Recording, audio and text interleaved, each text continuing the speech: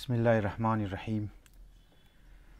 معمولا انسانها در زندگی خو بعضی از انسانها تنها ممنن، دوست داره، نه رشته دار داره، نه یکو قریبی اندوال داره.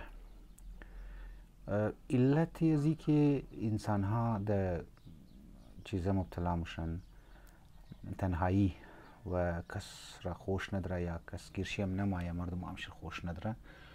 یکی از علتایشی تکبر است، یکی از علتایشی غرور است، یکی از علتایشی خودپسندی است.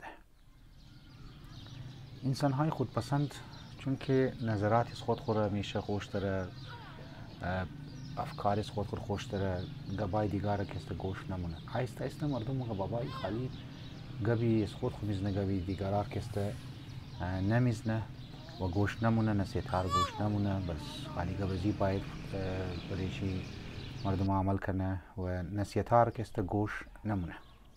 لذا یکی از علت‌هایی که انسان تنها مونه امی خودپسندی و غیره است. یکی از علت‌های دیگه ای که انسان تنها مونه او بیجا توقعات است.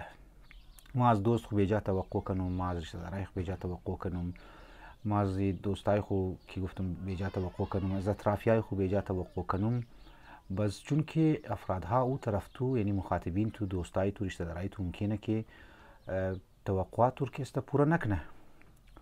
لذا توقعات را اگر تو بیجایشتی و کلان توقعات از دوستای خو، رشته دارای خو، از دوست فرندز خو، از اطرافیای خو داشتی، باز اونا ممکنه که بعضی مجبوریات داشته باشه یا بعضی اوقات غلط فهمی‌ها دوست باشه یا بعضی اوقات متوجه نباشه دیگه، او توقعی تو را پورا نکنه، باز آیسته آیسته تو خود تو دل سرد میشی از اطرافیای خو. باید توجه کنی که دوستا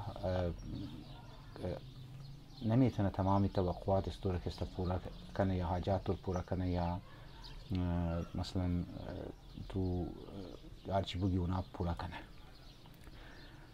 امیدوارم که مو بیجا توقع نکنی. توقع انسان از خدا کنه، توقع انسان از پروردگار عالم کنه، توقع انسان از اهل بیت علیهم السلام کنه که به موقع و مصلحت است رو مد نظر گرفته حاجات رو و مشکلات رو که حل مونه. واستام که زیاد انسان خودی باید حرکت کنه، مسائل های خود حل کنه، دستای خود راز نکنه این طرف او طرف کسته.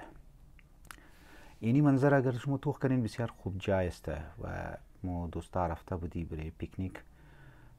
دمنی 20 سال ما ای جای را تازه دیده بودم. آقای سبتین مور بردک، بسیار خوبصورت جای است. گوغه دگر قوم باین نامشی است، شاهزاده عبدالله است، امامزاده. یکی از چیزهایی که انسان تنها ممنه اویه که منی انسان احساس کمتریه.